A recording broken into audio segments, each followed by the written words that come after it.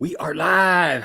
What is up, guys? What's up, folks? Welcome to another episode of the Monday night live stream. We're doing a little fishing reports tonight. We got great guests tonight. First of all, we got my man Jonathan over here. He's kind enough to jump on here and keep me awake. And so our guest tonight, got some good guests tonight. Eric Prey from Focus Fishing down at Tablerock Lake is going to jump on here. Terry Bolton from Kentucky Lake, and we got a surprise guest. I didn't quite get this on the social medias, but I reached out to Jim Dill Guide Service, Crocogator Baits. That's a mouthful. That's why he's here right here. This is why he's here. Crocogator Baits. And he got back with me. He's going to jump on here a little bit later. So we're going to get a Lake of the Ozarks report. So we're going to cover everything. We're going to do a trifecta, man. Yeah. So we're going to jump on a little bit of local stuff here in the beginning, but we'll let a few more people get on here and let it build up. We got Mo Swim Bait Slinger. That's tough to say. It's tricky. Mo Swim Bait Slinger. And then we got Phil on here. What's up, Phil? Good to see you on here. So you were down at Table Rock, right? I was. I got to go out on the lake for a couple hours. Unfortunately, it was really tough down there for us. I had a buddy go out the day before. Caught them flipping bushes. They're dropping the lake, and with that lake drop, I think they pulled out of the bushes for that day. We didn't get out until like 10 o'clock though, 10:30. Oh yeah. And Thursday after the holiday weekend, I think everybody was ready to get back out on the lake, and it was brutally rough out there. We got off the lake around 2:30, 3 o'clock. We ended up only catching one fish. Now, granted, all we did was flip bushes all day, and there's no shortage of bushes to flip right now at Table Rock. But we're going to get a better report than what I can provide you. Yeah. On Table Rock. Man, it's tough. Anytime you get out around that time, that's typically when I get out a lot, unfortunately. Yeah. I stay up late and I sleep in, and man, it's pretty tough out there at that time. You miss that morning bite, and then that evening bite doesn't start until like 5 o'clock-ish, right. Something like that. Right. So that's the toughest part of the day for sure. And when you're riding 2 and 3 footers trying to flip a bush, it doesn't work very well. Doesn't work well for skipping underneath it. It does not work very well. We got Fishing with Dino in here. What's up, man? Mo Swimbait Slinger says his name is Richie. Eric used to work with his wife. That's cool, man. Glad to see you on there. We got Andy Leonard on here. Maybe Terry can tell me. Yeah, save the question. So first we got Eric Prey coming up. So if you've got some Table Rock stuff, get those on here, get those ready. He's going to be on here about 8 o'clock, maybe a little bit before 8 o'clock. So he'll be able to talk about that. And got Doug with Auto Trieve on here. What's up, Doug? Man, I've saved a lot of money with that little device. I still haven't got one. So I need to get one. So here's what I've saved. I'm always like seeing what it will actually get up off the bottom. So 5XD, 6XD, Ned rig, Texas rig, wacky rig. You said football jig the other day. Football jig, wacky rig, and maybe a shaky head. I think a shaky head too. So everything I've gotten hung up so far has worked. So if you guys on here do not know about Auto Trieve, go check that out. It's a really awesome lure retrieve product that mounts under the deck of your boat. It's on a retractable cord, and it's got a little hound dog lure retriever on the top. And pull it off. When you get hung up, you clip it to your line, drop it down, shake it a couple times. Your lure comes back. You pull it off, and it retracts right to the deck of your boat. It doesn't fly around. It's pretty sweet. I mounted one on my boat about a month ago, and what I was most impressed about was how minimally invasive it is to your front deck. So it's not something that's big and bulky laying on your front deck. I got the typical lure retriever with the chains on it. Right. I got it mounted on an old reel and a cut off handle. And man, that thing, you hit a couple waves and it's bouncing at your feet. Spool comes undone and it's rolling everywhere, and you got line hung up everywhere. And the worst part about that is, and I think this is the reason for Auto Trieve, when you're pulling that lure back up or you're pulling your hound dog back up, you don't have all that line laying on your deck to get wrapped around your reels and all that. As soon as you pull that up, that line is going straight back into the deck of your boat, back into the Auto Trieve. It's awesome. Yep, it is, man. Luresaver.net. Go check it out. So while we're talking about that kind of stuff. I just want to give a shout out real quick to the people that have been with me for a little while, and I'm going to be doing a giveaway soon. Not this show, maybe next show, maybe the one after that. Still working on getting the product, but Cumberland Pro Lures has been with me for a while.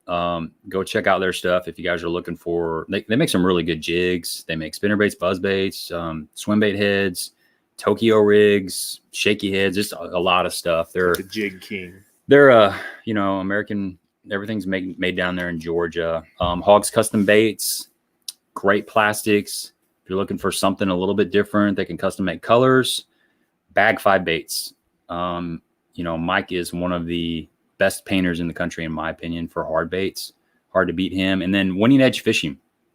If you guys have seen any of the ads on social media, that is Rob from Winning Edge Fishing. So he's been helping me out, and he does. If you're looking to like promote whatever, something fishing related, something outdoors related, check out Winning Edge Fishing on Facebook or Instagram. So to the giveaway.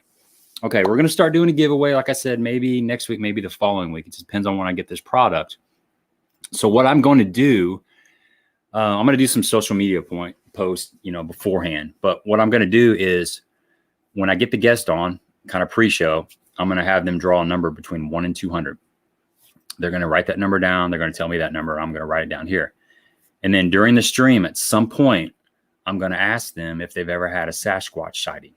Okay. It's just going to be random. I don't know. It could be in the middle. It could be at the end. It's going to kind of just happen when it happens. So that's the trigger question. As soon as you hear something to do with Sasquatch, that's when you guys on the comment section type in your guess on what number it is, 1 to 200. So you got to be listening for that question. I thought that'd be kind of fun versus just the, regular trivia question, like how many pounds did the winner catch in the 1999 Bassmaster Classic or something. That's cool too, but this is just going to be a little bit different. So I will definitely let you guys know when that's going to go down. We're going to have some Cumberland Pro product. We're going to have some Hawgz Custom Bait product. And I'm hoping to have a custom painted crankbait from Mike Russell, Bag 5 Baits. That is the plan. So once that stuff starts rolling in, I will let you guys know. And it's going to be fun. I mean, I'm looking forward to it. I like to get like a big red siren or something that goes off when something just to let everybody know, boom, it's time to win some. Might be able to product. talk to Jim about that later. Big red siren. Yeah, I could. So I got some fishing reports. Let's we'll jump into this before Eric gets on here. I talked to Doug Cheatham about Wapapello. So you guys are interested in Wapapello. Got a little bit of a fishing report. This was yesterday when I talked to him. And he said it's about summer pool. It may be coming up just a hair because we've had a lot of rain. We had some places had 5 or 6 inches of rain. We didn't have a whole lot around here. I think we had 2 inches, which I guess that's a lot. Was this all last week? I talked to him yesterday, and he fished. No, the rain last week. The rain, the last 2 days. Okay. Last 2 or 3 days. Perfect. Yeah, perfect. had quite a bit. Let's see. He said the fish are mainly out in the river right now, anywhere from 1 to 15 foot. And another interesting thing he said is when the river's not flowing, there's a thermocline that sets up on Wapapello in 8 foot, which is pretty shallow, really. I mean, we're used to 15-ish around here. So if they're not pulling current for a couple days and it's just been stagnant, you don't need to be fishing any deeper than maybe 8 or 9 foot. And those fish are going to be sitting. Typically, they're going to be sitting as close to that thermocline that they have, cover or structure, because that's the cooler water, and that's above that thermocline. It has adequate oxygen. They're typically not going to be below that because they can't breathe. I mean, they can go down for a little bit, but they're going to come right back up. So, and all their food is going to stay above that. And the shad usually chill right there on that colder water and that thermocline. So there was a tournament down there Saturday. I think it took 22 pounds, and that lake has been putting out. Doug and his partner Gail last week or the week before, I can't remember. They had almost 29 pounds 2 weeks ago, and they had an 8-pound kicker. So, and then in that same tournament, there was a couple other 20+ pound bags. So last Saturday, I think it took 22 pounds. That lake is just really healthy. It's putting out some really big fish, and I wish it was a little bit closer so I could get down there a little more. Me and a buddy were talking about that this weekend or last week when we fished Tablerock. We're both from obviously the Southeast Missouri area, and we were talking that we really need to start learning that lake a little bit more and getting down there. Mm-hmm. Just because of the bags that they're pushing out. I mean, where can you go within a 2-hour drive of Southeast Missouri and catch 28 pounds? Yeah, if you can catch them. If you catch them, if you catch them, but the possibility, yeah. Even some of the best little lakes around here, you know, a good 5 bass limit is low 20s. Right. Exactly. Not 28 pushing 30. That's a huge bag, and it's been consistently producing, you know, 20+ pound bags for the whole summer, really. Right. I mean, and even the last couple of years. Yeah. We've seen those big bags. Now, granted, it's going to be tough on certain days, just like any lake is going to be tough, but it's definitely putting up some numbers. Yeah. And he said soft plastics and jigs are the 2 best bets right now. And you can also work a crankbait, which is something that we did when I fished with him. It's been several months ago. He took me out on the lake and we were fishing the river channel with like a 5XD, just bumping those stumps on the channel drop. So I imagine some of that's going on, just about finding the right locations. He's got he knows that lake like the back of his hand. It's crazy to be in the boat with him. He shoots through all these areas. You know, you come to a spot and there's an island and you're like, do you go right or do you go left? And there might be another spot to go through the middle, and 2 of those spots are only 2 foot deep. The other one is a channel, and you know it may only be 5 foot deep in that channel. Yeah, that's true. And then, you know, he zips off in a creek and we're running around stumps. So it's cool to be in a boat with somebody that knows the lake really well. It's you feel safe. It can be a pucker moment at times, though. Oh yeah, it definitely can. So we'll move on to Kincaid. So just based on the USA Bassing reports that they had Saturday, there were, let's see, what did I write down here? So they keep 3 fish over there, and there were 2 teams with over 14 pounds. So that's pretty solid. The big bass was a 665, and still a pretty healthy bag of fish. Second was 604. There were 5 fish. There were 5 5-pounders weighed in. So you had 2 6-pounders and then 5 5-pounders. Don't know how they were catching them. I know a lot of times it's an outside grass line thing, that deeper grass and the points. Typically just flipping shaky heads and a jig or soft plastics midday, and then early in the morning, you know, a frog. Can't rule out a frog around that grass. There's some. I wonder if that punching bite's going on over there yet. I went over there the other day for a little bit, and I caught a few punching. The grass is there. There's punchable grass in some spots, but a lot of that main lake grass has been blown out because of all the boat traffic. Right, you know, right. So, especially after this past weekend, I bet it was. Yeah, it's not really punchable right now, but there's still that deeper grass that you can work. You get out off those breaks and stuff. That's a tricky lake. I haven't fished it enough to really get dialed in on it. I think what's so tricky about it is we fish Cedar, which doesn't get the boat traffic, the pleasure boat traffic, right? And all the lake is froggable, punchable, thick mats by this time of the year. Yeah. Typically over there, you get good mats early in the year, and then later on in the season, by the time the pleasure boaters get around, like October is really good on Kincaid for frogs and flipping mats. Once that mat starts to come back together. Right. Clearwater Lake. Got a report from Clearwater Lake from Ricky Orick. He fished a Saturday nighter just 2 days ago, and he had 19.29 pounds, won the Derby, had his big bass was a 5.63. He said the fish are deeper now. It's a really slow bite during the day. You got to have to drag a Ned rig around or some soft plastics really slow. Imagine off the points or any kind of drops, things like that. He said there has been a topwater bite. If you see some fish coming up busting, you know, schooling fish, have a topwater ready to go. Imagine a spook or a chug bug or whatever, you know, some sort of walking bait. Some sort of walking bait, whatever your walking bait of choice is. I like a sexy dog too. That's another good one. He said the water clarity is 8 to 10 foot, so really clear right now, and it should stay like that unless we get a lot of rain, which we did have a lot of rain. So it could be a little bit more stained now than it was Saturday. So that's always a possibility. And then I got a report from Egypt. This is from my buddy Dave Halm. Got a little bit of a report from Ron DeRosa, but he's been fishing Cedar. He's fishing those Wednesday nighters. You know, and Ron won the last Wednesday nighter. He comes all the way back from Minnesota chasing smallmouths, jumps in the first Derby over at Cedar chasing largemouths, and busts like 12.5 pounds for 2 over 18 and 2 under 14.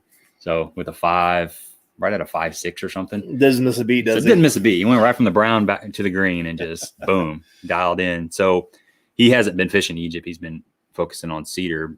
But Dave says that it's all about points right now over at Egypt. He stressed points. The frog bite is decent early, and the topwater bites early. And the same thing, if you see some schooling fish, you can probably catch a few on a topwater of some sort. And I would say an underspin too, or a small swim bait, something you want to have on your deck for those same fish that are up busting. But he's been catching them on a 3/4 ounce football jig and a Carolina rigged creature baits, just out off those points. There's a lot of points. That whole main lake, and then you go back and there's 3 or 4 main creeks, and they've got a lot of points all the way back there. Ron said he has been seeing some schooling activity. So, he hasn't been fishing, but he can see the lake from his house pretty much. And I think he walks his dog. So he walks his dog right along the lake, but he's been noticing some schooling activity. And Dave said he caught 30 in about 4 hours today over there at Egypt. So the fish are biting. He's been catching some pretty decent fish over there. So that's a good bet for if you guys are looking to go try it. I haven't been over there in a long time. I typically stay away from there except for the wintertime, and I need to go fish that a little bit more because it's only about 15 minutes more of a drive for me. Right. I just get out of the habit of going over there. Pyramid, I fished Pyramid yesterday. Was it yesterday? No, 2 days ago. And man, don't go over there in the middle of the day. It is tough as nails. It's tough as nails. You get an early morning bite, and those fish really turn on about 2 hours before dark. It can get really good, but in the middle of the day, it is a struggle. You fished your first tournament over there. What'd you think about it? You went over to Super Lake, right? You don't even want to know what I think about Super Lake today, because I fished a tournament over there yesterday. Our local John Boat Club here in town, and it was brutal. Mm-hmm. Brutal enough where I came back to the boat ramp, put my boat on a trailer, and I drove to the house. I caught one slot fish all day I believe it. long. Now, I did find – so I don't know if Gabe's mentioned this in some of his previous posts, but one of the arms at Super Lake, there's a big culvert all the way in the back of it, and there was water flowing in from another reservoir, another lake, and there was all kinds of bait schooled up there. There was all kinds of fish blowing up on this bait, and I spent probably 2+ hours fishing that and never got bit, that I can confirm at least, because there was quite a bit of current coming out of there. I think a lot of them were rough fish, some gar. There was a lot of the carp were spawning over there. I don't know if you saw that over. You went to Goldeneye? Yeah. So the carp were spawning. They were up in nothing. I mean, backs out of the water.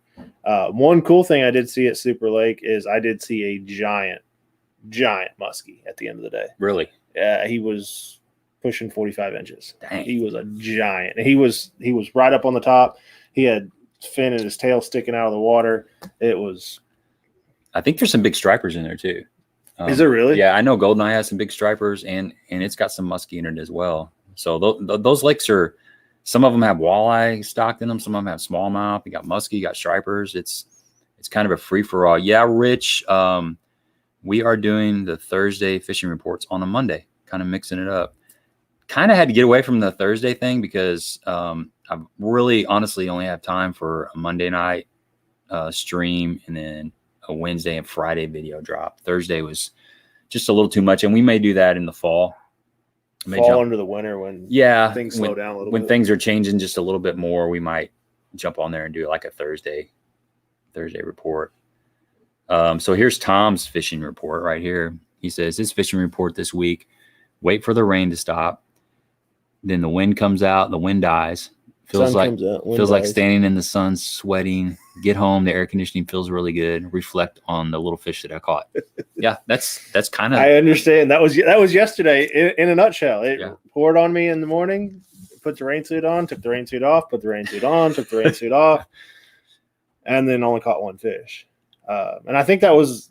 I think that fish just really felt sorry for me at the end of the day. That was like a courtesy fish. I saw or like something. 12 gizzards just come flying out of a grass mat. And I threw a frog in there, and like a 16-incher came out and just smoked it. So check this out. Phil's had really good success with the auto Trieve. He said first time he got hung up at Lake of the Ozarks and used the auto Trieve, he brought up 2 DD22s from the same brush pile. Nice. So I hope if they were both yours, that's great. If one of them was not yours, that's even better. Yeah. So you paid for half of it right there, pretty much. Awesome. Yeah. It's a good product. It's been impressive. Check out Larry McBride here. Let's see what Larry says. He says, howdy from Bull Shows. Lake is still up over 25 feet. Jeez. You know, I want to get down to Bull Shows. And it's not that far of a drive. No. I hear, I hate to say it, but I hear it's on fire. Yeah. I've heard it's on fire for the last couple of years. Nobody's talking sorry, about Larry, it. but I've heard some good things coming out of Bull Shoals. Nobody's talking about it. It's kind of on the hush. It's like a little kept secret, you know. And I seen what's his name? Dale. I had him on here. I'm drawing a blank right now. I want to say Dale Corbin, but that may not be right. Anyway, he was on here doing a Bull Shoals report, and he's got a fishing YouTube channel, and he's just always catching big fish down there. Just unbelievable the amount of fish that are coming out of Bull Shows. I like to get down there. We got Patrick on here. What's up, man? Good to see you. Let's see if we got any more questions here. Eric should be getting on here really, really soon. I see him in the background. We'll bring him in just a minute. Yeah, Phil. I was talking to Phil the other day, and they had a tournament down at Duck Creek Saturday, and I was off, and I was thinking about jumping in it, but they started at like 5:15 or something to 5:30, and I was like, yeah, a.m. A.m. Like, 4. I had to leave the house at 3. So anyway, I slept in, man. A little early. Being a little bit now, lazy. was that who was putting that on? It was that it was a Missouri fishing kind of jackpot type thing. They do Clearwater and Wapapello, and then they were just kind of mixing it up. So I don't know if anybody on here, but I heard that I ran into a buddy of mine a couple of weeks ago. Said they're doing like a night tournament once a week down at Duck Creek. Yeah, and then Lake Gerardo too. Okay, yeah. Yeah. Is that Stuart Arthur that's putting those on? I'm not sure who it is. I'm not sure who that is. It's been drawing a few people though. I thought about going a couple times. Andy says, we'll ask this question, then we'll get Eric in here and see what's going on at Tablerock. Andy says, how is the work on Crab Orchard going to affect the fish? They're going to pull Crab Orchard down, I think like 4 feet to do some dam repair. That'd be a good question for Ron if he was on here, but I think it'll maybe make it easier. There'll be less cover in the water, less places for the fish to hide. And, you know, I've never been on Crab, lived over here all my life, and sad to say I've never been over to Crab, but Cedar Lake, if you remember, what has it been, 8-9 years ago, they had a giant drawdown doing a similar thing in the fall. And it just concentrates all the fish. It's just the opposite of when the lake floods. You know, all those fish are going to pull off to the nearest cover. It actually made the grass line over there for a couple years really weird. It was stacked. There was 2 different grass lines. You had an outside, an inside of the outside, an outside of the in. Yeah. You know what I mean? It was just, we had stacks of grass that came up the next spring. Made it really interesting to catch. Definitely. Yeah, Larry McBride says, don't tell anybody about Bull Shows. Phil said they had to cancel because they didn't have a permit. Yeah, you got to get those permits nowadays. So let's bring Eric in. I see him in the background. Pull him in here. What's going on, man? How are you? I'm good. How are you guys doing? We're doing good. We're just trying to cover all these local fishing reports before we got a Tablerock report and did a little house cleaning. So what's going on out at Tablerock? I'm sure you've been out there recently. Yeah, I've been out there pretty much every day. It's changing. The lake was high we had good high water for about a month where it was really fun. The fish were in the bushes and you could go flip, you could throw a chatterbait, you could throw a buzzbait, pretty much anything you wanted to do. We had a lot of shallow cover in the water. And they've drawn it down. We're about 1.5 feet high. There's still a few bushes in the water, so you can still find some fish in some bushes. But for the most part, it's moved the fish out. In the dirtier water up the rivers, they're not too deep. They're 10 to 15, 18 foot deep, even on a sunny day like we had today, where it was cloudy and windy and a little bit of rain. They were right up against the bushes. And there were actually quite a few fish in the bushes. In that dirtier water, you get in that clear water down by the dam, and they're out deeper. We've already started drop shotting and spooning and all that sort of stuff, and fishing the deep dock. So that's already starting to happen with them drawing the water down, and with the amount of current we've got going, it's really moved those fish out of the bushes in a hurry. Okay, gotcha. How fast are they dropping the lake right now? It's about 2.5, 3 inches a day. Okay. They've got 3 to 4 generators running.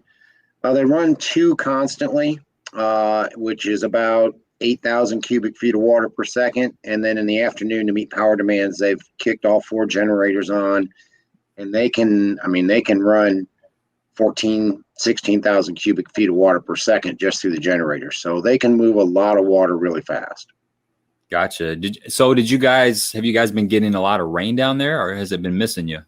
It's been missing us. All that rain that's been hitting up around Kansas City and up at Lake of the Ozarks and everywhere else, that's all stayed to our north. And then everything that hit over in Joplin and down on Grand to the guys in Oklahoma, that all went to our south. It's like the Ozark Mountains, that ridge that runs on I-44, just kind of split it, and we got nothing. We got, light rain. It rained off and on today, but it was nothing more than a sprinkle or a drizzle. And then yesterday it might have rained for about 30, 40 minutes. So we didn't get anything of any substance the last few weeks. Yeah. I know last week we got a lot of rain here. I was down at Tablerock last week, and I think we went 7 days without rain down there when Southeast Missouri was just getting pounded. So Yeah, it was just hot and muggy and miserable here. We got the humidity, but not the rain. So, made for some, 100-degree heat index afternoons, which are always fun. For sure. I love the shirt, man. Now serving sarcasm. Oh, yeah, awesome. It's there's a place down at Bull Shoals called Connie's Cafe. Anybody who fishes out of Bull Shoals boat dock knows right where it is, and it's one of the shirts that they sell. So that's little shout out to Connie's down there. We got a hair comment for you here. Yeah, I know. I know I'm going to get him. Tell Richie to shut up.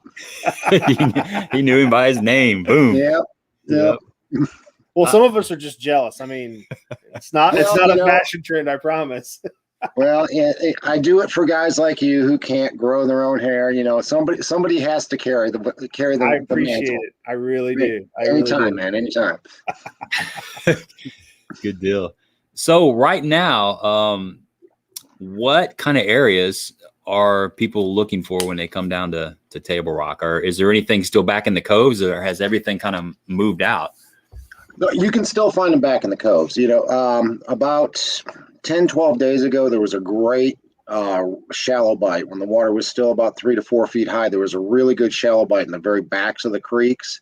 Those fish haven't completely evacuated the creeks, but you've got to work your way out. And as you're working your way out, you're looking for like deeper little cuts on the way out. Follow that channel line out, follow the actual creek channel out and look for those little cuts in that creek channel. And that's where you're not going to find them stacked in there, but you'll find 2 or 3 better fish in those cuts as you work your way out of the creeks. Just for a guy wanting to go out and fish, that's more for a tournament guy who's looking for 5 quality bites a day. That's the sort of thing he's looking for. Those are going to be largemouth. Those are going to be better quality fish. For a guy who wants to take his kids fishing or just wants to go out and catch some fish, the majority of the fish we're catching on guide trips are on flat gravel right now. Whether it be in the dirty water or the clear water, most of them we're still catching quite a few smallmouth, surprisingly, on shaky head and tube, and even the Ned rig, anywhere from 8 to about 20 feet deep, just depending on how clear the water is. But they're primarily on flat gravels where we seem to be catching most of the fish right now. Okay, gotcha. Here's a question from Eric. He spends a lot of time down there at Table Rock. You may know him. He says, what is up with the walleye? We fished over the weekend and caught a bunch of nice fish, 18 to 25 feet deep. Yeah, I don't know what's going on. I had a trip on Friday, and we caught several bass, but we were drop shotting and actually fishing swim baits vertically. And I think we wound up with 5 keeper walleye, and the biggest one weighed 622. Dang. Wow. Yeah, it was a freaking dinosaur. I mean, its eye was the size of a $50. I mean, it came up. I fully expected it to be a catfish when it came up, and the guy brings it up to the surface, and I'm like, oh crap, that's another walleye. I don't know what's going on with the walleye. I'm just happy to see it. They stocked the lake back in the late 90s, early 2000s, and MDC pretty much kind of gave up on it. They didn't think they were getting the recruitment. But, I mean, we're catching short walleye, we're catching keeper walleye, and the guides love it because it's just a whole nother species that we can target and go after and catch. Like I said, we were drop shotting and catching them on, regular plastic worms. I happened to have some night crawlers in the boat and started putting those on the hook instead of a plastic worm. And it was not every drop, but I mean, they really working that night crawler along the bottom, anywhere from, like you said, 18 to 25 foot deep on those gravel points. They're just loaded with walleye. It's crazy. So what's the length limit and the krill limit on those walleye? 4 per person per day and 18-inch minimum. Okay, so that's a pretty decent sized walleye. Oh yeah, yeah, you're going to get decent fillets. And I mean, like I said, we had 5 keepers and I think another 5 or 6 shorts on Friday. You know, and it was in a 4-hour trip. Plus, we caught a lot of bass on while we were fishing as well. It was a good time. Good deal, man. It sounds like a blast. I went up to Mille Lacs. It's been several months ago since I was up at Mille Lacs, but we caught a lot of walleye, and they're fun. I mean, they're a really game fish. Yep. I was catching them on jerkbait, man. They knocked the crap out of jerkbait. It's a good time.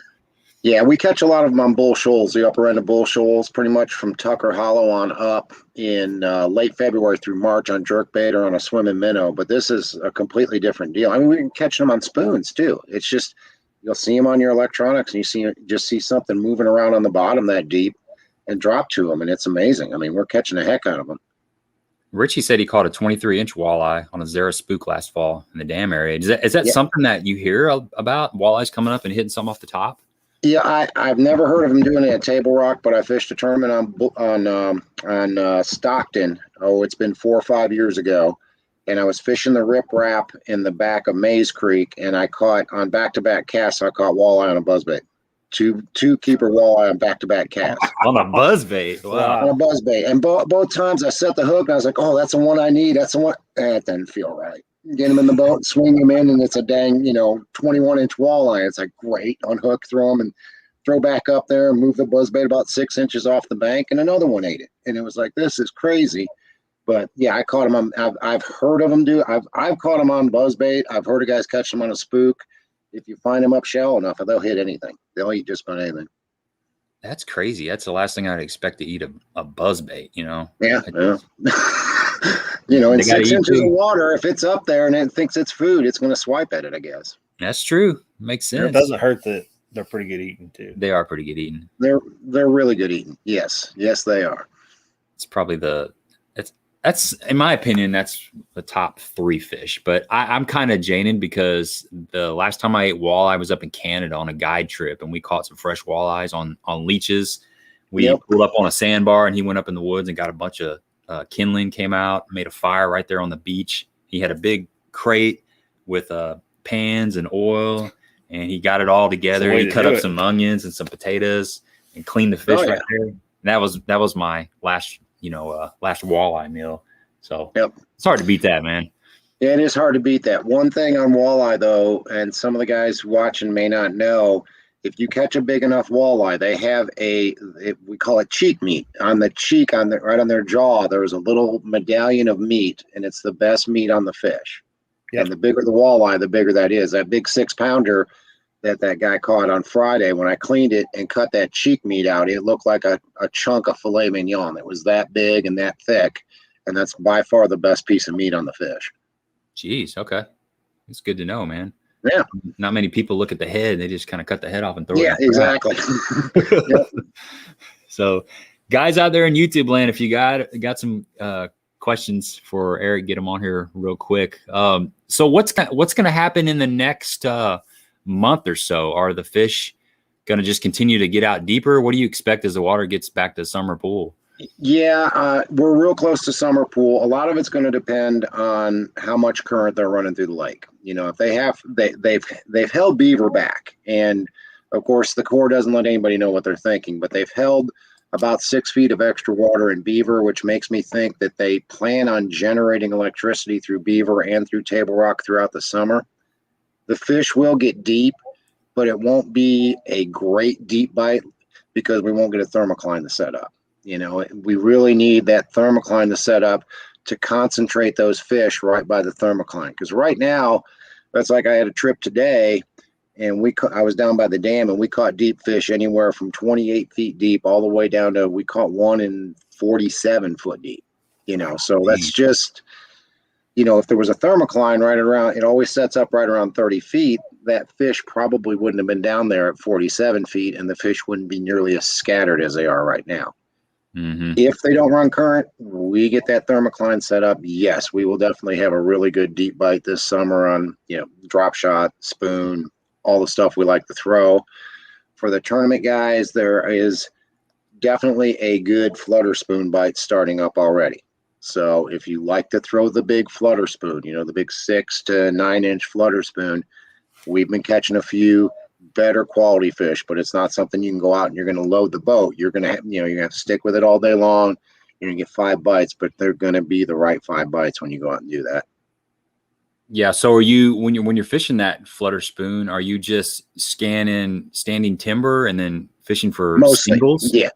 Yeah. Mostly what I'm doing is I'm using live scope, and it's a lot like guys, use the live scope to fish with an A-rig. But I'm basically scanning the treetops. I'm looking for fish. A lot of times I'm fishing on saddles, where there's an island and there might be a saddle and you've got some timber on the edge of that saddle.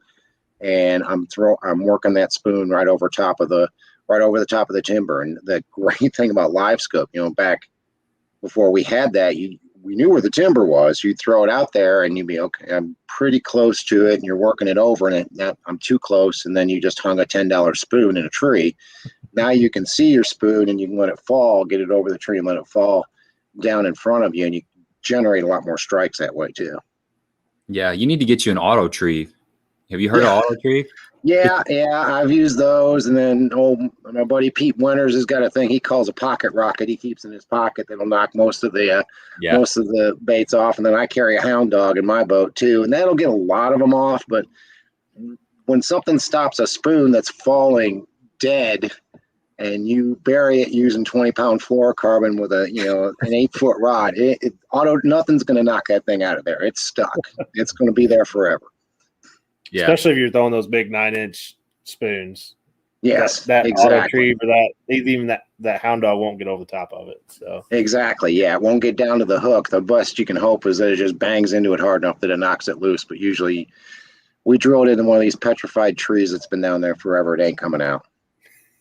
Yeah, it's just it's part of the lake. You just absolutely sacrifice. It looks like Christmas down there, in some spots, I'm sure. Yeah, I couldn't imagine just going scuba diving in it. I've seen a lot of people doing that. They call it magnet fishing, where they have a big magnet on a rope and they throw it out and drag it. I mean, you probably come up with some pretty good stuff. My luck, that magnet would hit something that I couldn't pick up, like a boat or something, or a car. A car, yeah. And I'd lose the magnet. Exactly. Exactly. That'd be my luck too.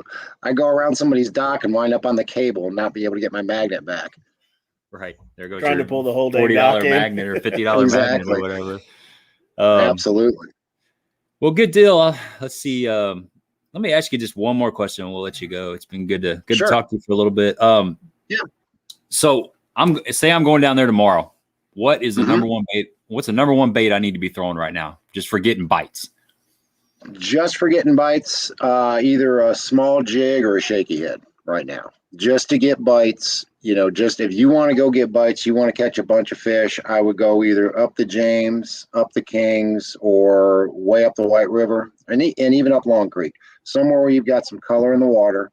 And I would throw either a shaky head or a small jig on flat gravel points and key on the areas where you got a little bit of rock mixed in. If there's a little bit of rock mixed in, that seems to hold the fish a little bit better. Okay. But so if you're just looking for bites. Just a straight-tailed worm on the shaky head? Or? Yep, straight-tailed worm, whatever. I don't throw a worm on my shaky head very often. If I do, it's usually something bigger like a Magnum finesse worm or a Cinco or something like that. I throw a lot of craws on my shaky heads because we've got every fish in this lake eats crawdads. I mean, we catch white bass that are spitting up crawdads. So I put a lot of like a Zoom speed craw on my shaky head and catch a lot of fish doing that, or a beaver on there too. Don't give up too much juice down there now. Yeah. Oh, okay. Sorry. That speed craw's a killer, man. It is. That thing, man, that works on everything. It works. Trailer. Oh man, it is a great jig trailer. Yeah, and it works on everything. And then the bigger one for the bigger football jigs too. It's amazing how many fish you catch on that thing. Heck, it's a great Texas rig. It's a great everything. It's everything. I Swim mean, jig trailer, chatterbait trailer. When that first came out, I was, you see the size of it, and it's like, 3 inches, maybe 3-inch, 3.5 inches, 3/0 hook in it. First time I flipped that thing into a brush pile and set the hook, it was like a 6.5. I was like, Oh, yeah. all right, I'm convinced. Yeah. Big fish eat small crawdads too. Be That's right. surprised. That's Yeah, right. if you throw in a Ned rig enough, you know that big fish eat small packages for sure. Absolutely. All right, man, we'll let you go. If somebody wants to get a hold of you to book a guide trip, how can they get a hold of you? Probably the easiest thing is just go to focusedfishing.com.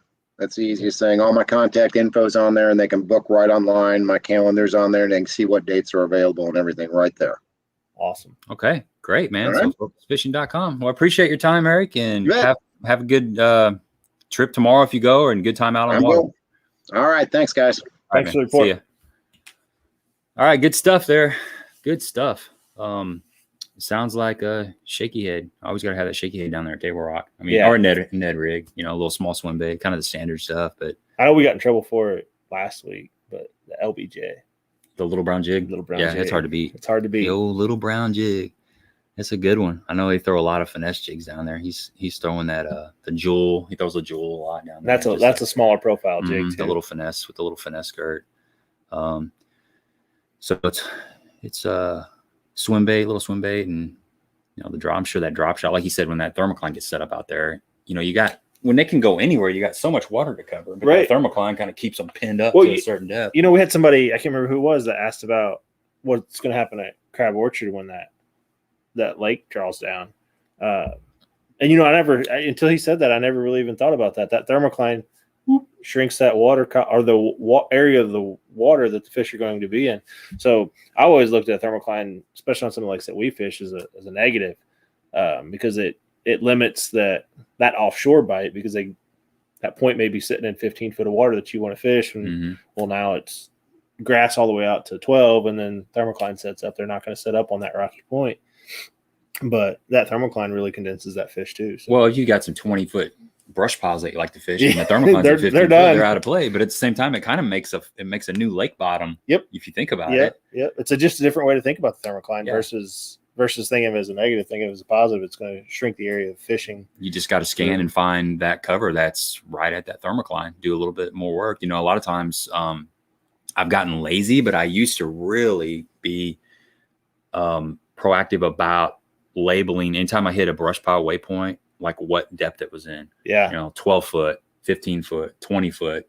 And that way, if you do start seeing that thermocline set up in 15, you start running your 12-foot brush piles or whatever, and you leave that deeper stuff away instead of having to pull up and see what's going on. So I see Terry in there. We got Terry Bolton in the background.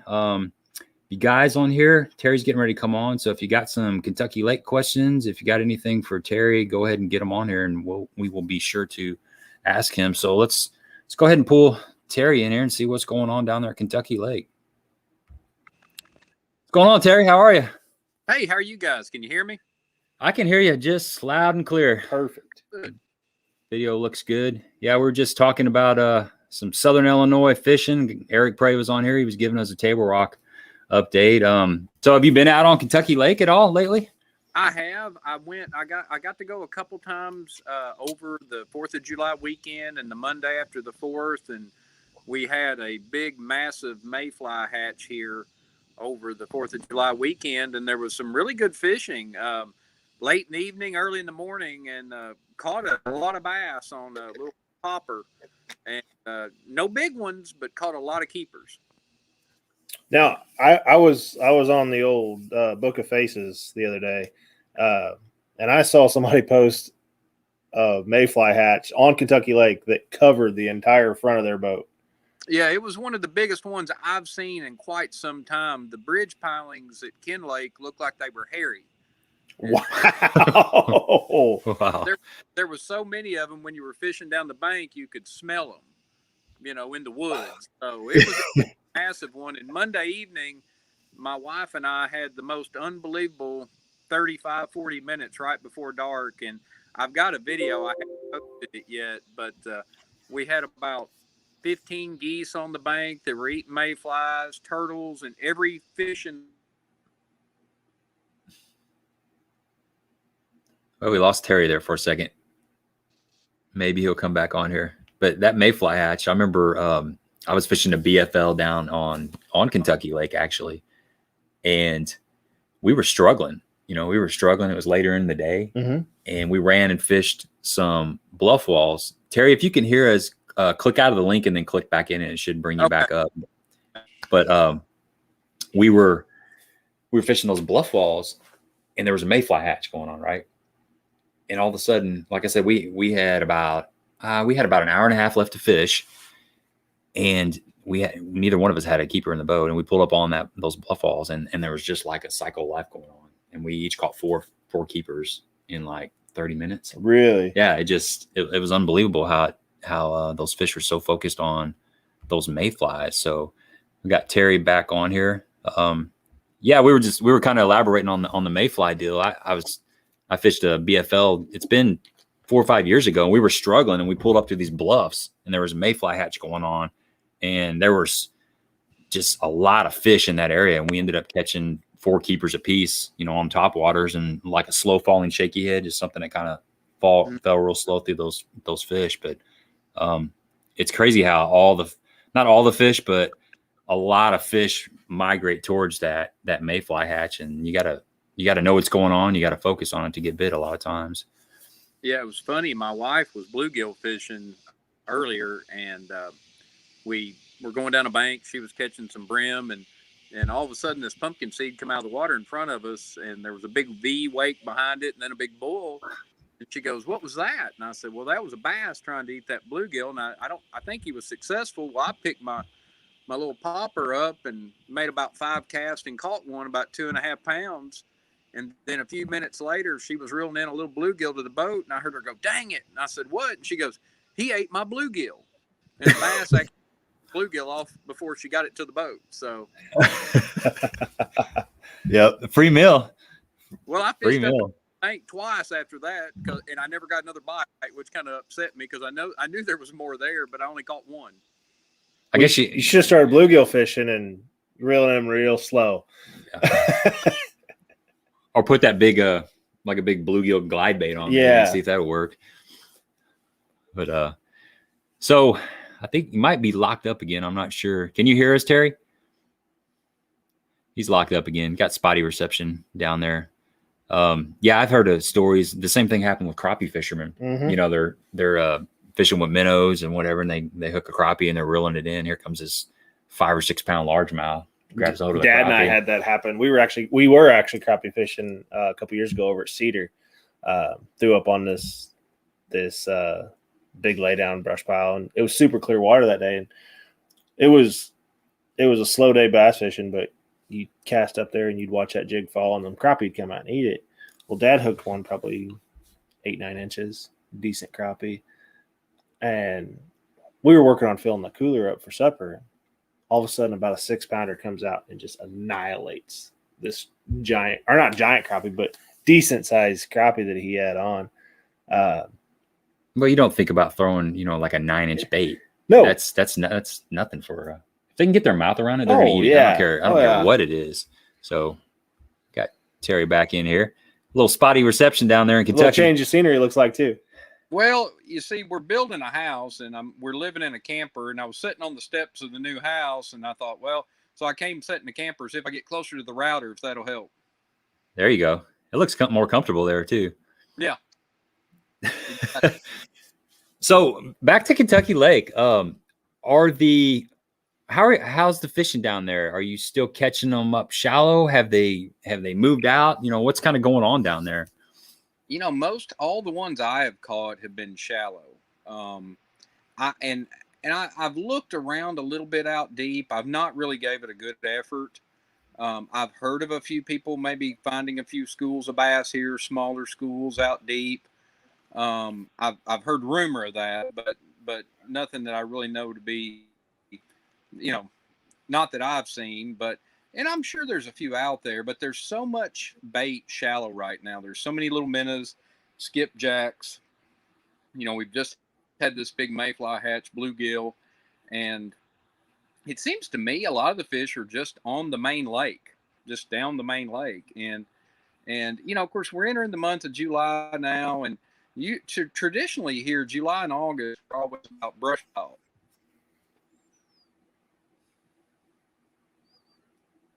Uh-oh. Froze up again. He looks comfortable though.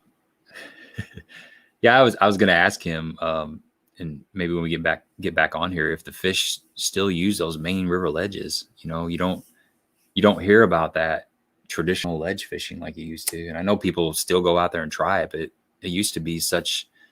It was almost automatic. You know, in late May, early June, you go out to the main river ledges and catch fish. Yeah. But I don't. Well, and a lot of times by this time of the year down on Kentucky Lake, you know, we're getting into the heart of summer here in the Midwest. A lot of the times that it will cause those fish to recede and go back shallow and get off that main river ledge.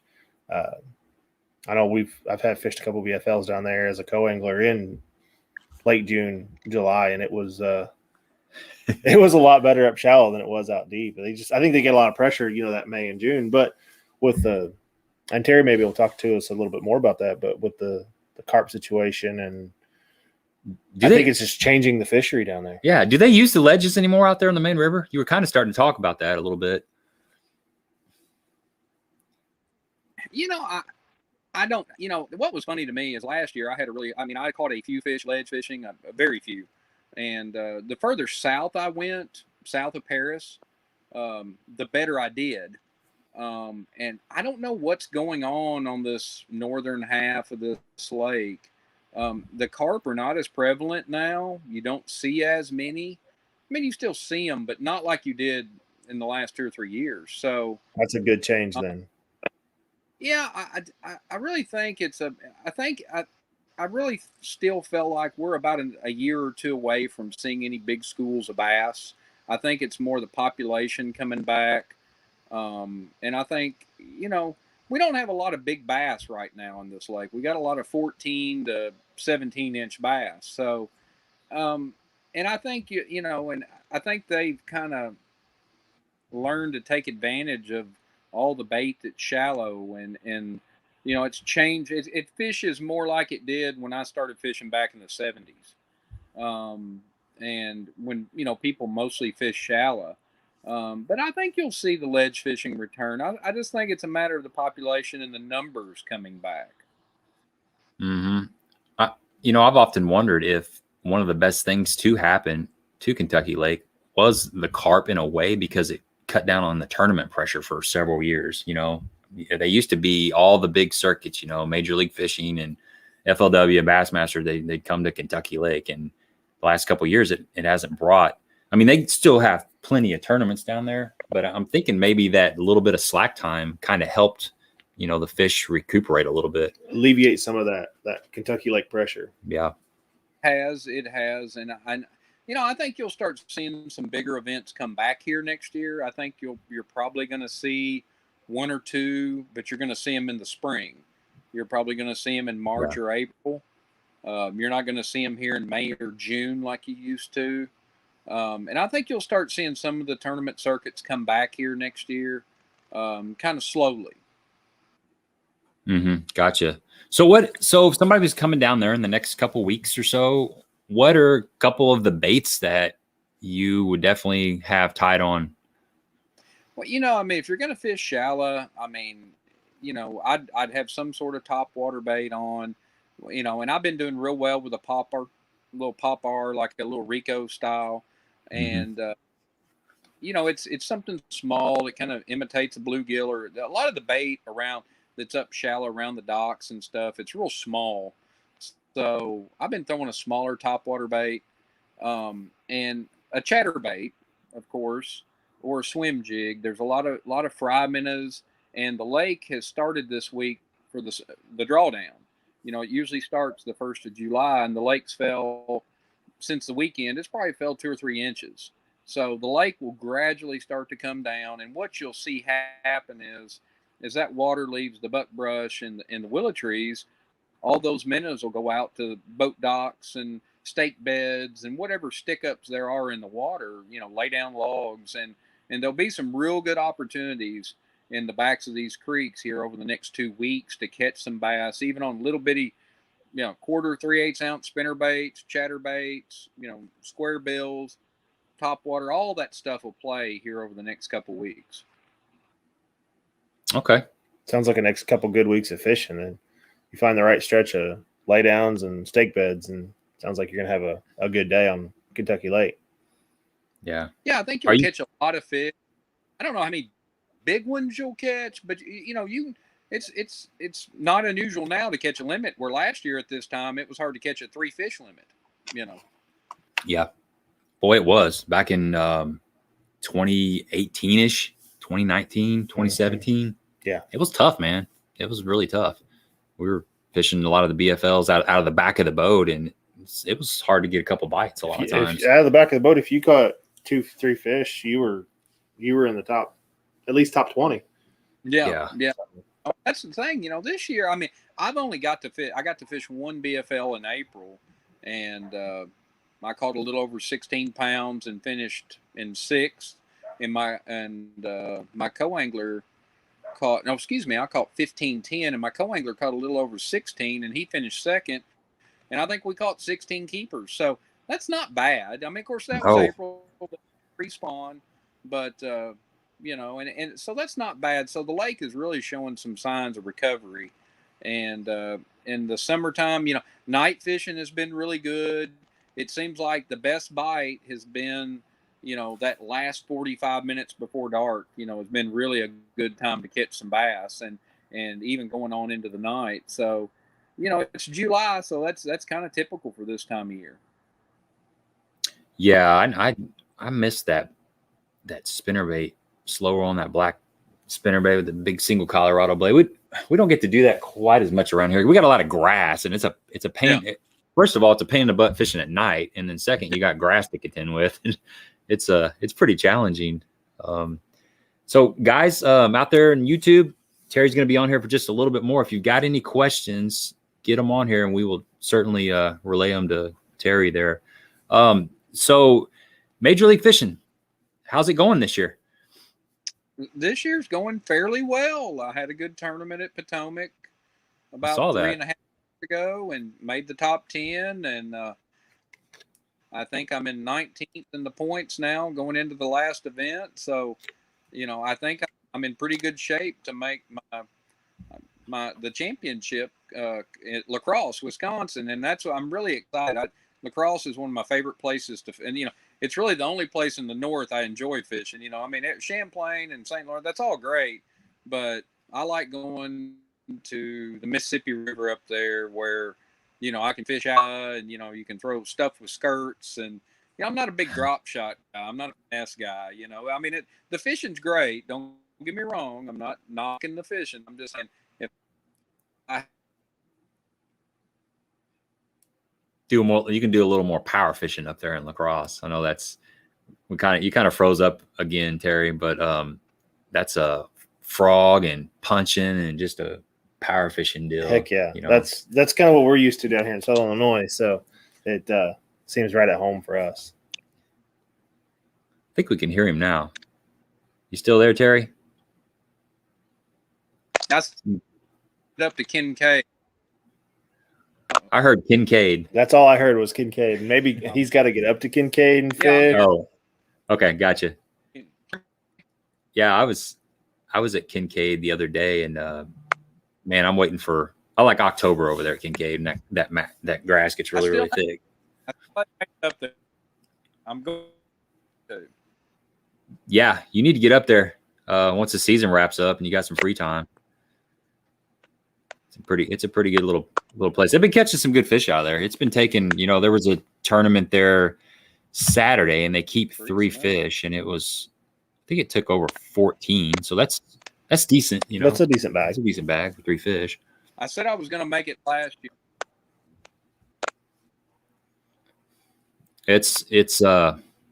Man, it's hard to fit everything in though. I need to get down there in your neck of the woods a little more. You're kind of glitching a little bit, Terry. I don't know what the deal is. We had you really good there for a little bit. So, yeah. Anyway, I'm going to try to make it up there this year. I said I was going to do it last year, and I never made it.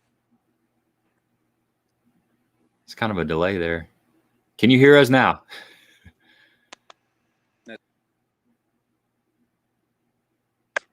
Well, can't hear it.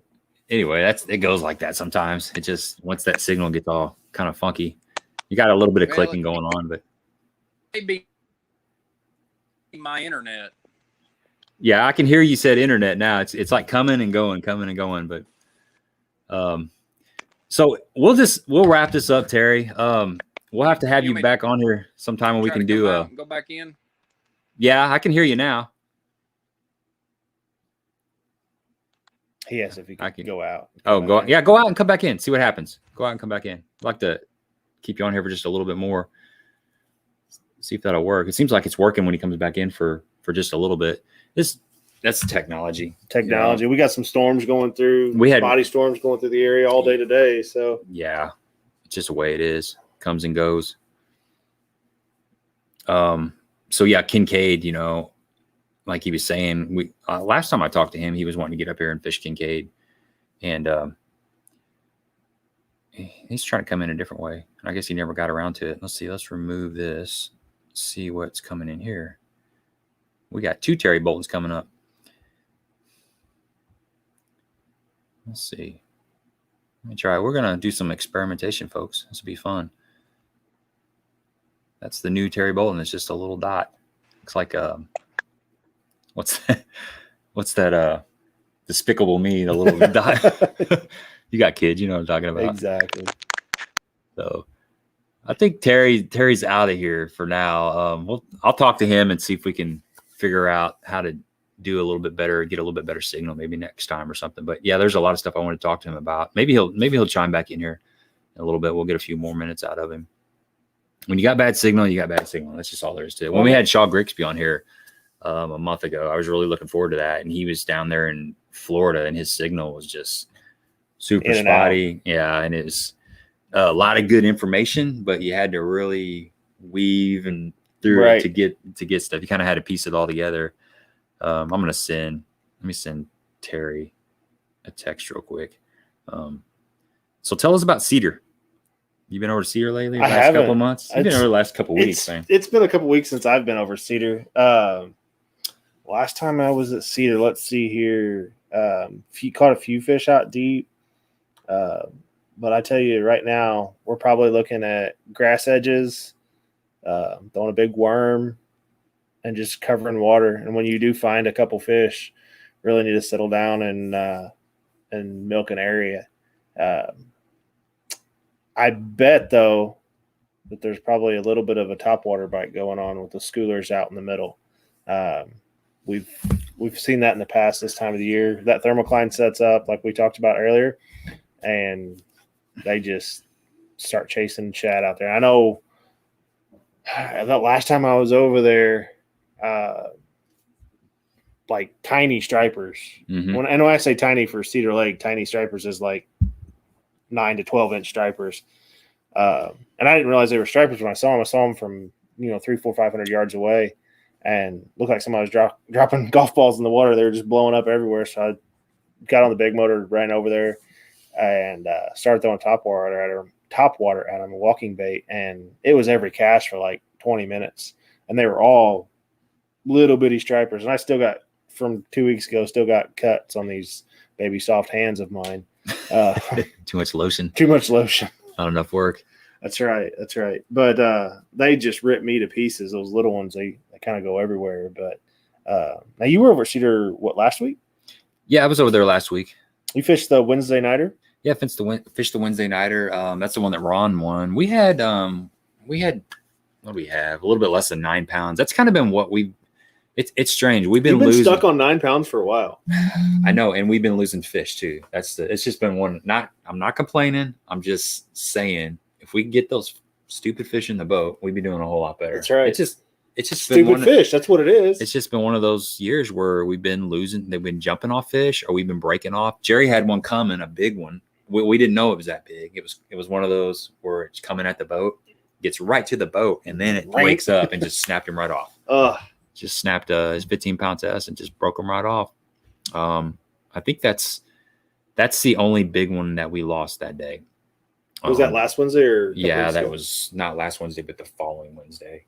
you know, and over there it's been the worm bite's been on fire. Well, on those 4-hour deals, you can't sacrifice one lost fish. I mean, it's definitely it's feast or famine. I mean, 4 hours seems like a long time until you're 2.5 hours in and you got your unders and you haven't caught your over yet. So it just it's a different ball game. You got to play that game a little bit different than when you're fishing a 6-3 tournament. Oh yeah. You got to get on the right spot and you got to keep your head down. You can't do much experimenting. A lot of guys just keep a worm and a jig in their hand. They just cover outside grass line. Yeah, we were talking about that the other week. We were going to try to jump in one of the opens. Gabe and I were.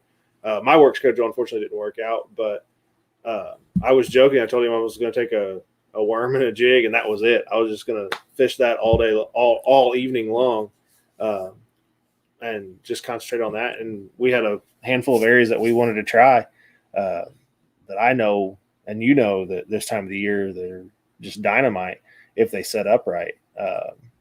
But this lake Cedar Lake can be tough in the evenings. You're going to catch the fish, but that short window to put 4 fish, I guess it's 4 fish, still 4 fish. It's 2 over 18 and 2 under 14. So when he's telling you about catching 12 pounds, it doesn't sound like a great sack of fish, but that's only 2 over 18 inches. Yeah.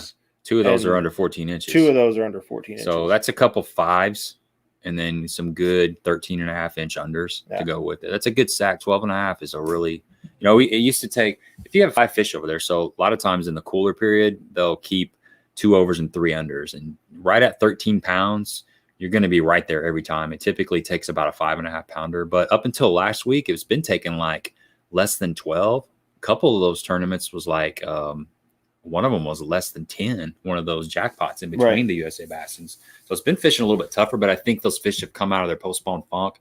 They're getting out there and they're feeding up. So they're getting a little bit fatter and they're getting a little bit more aggressive. I just got a text from Terry Bolton and he said he apologized.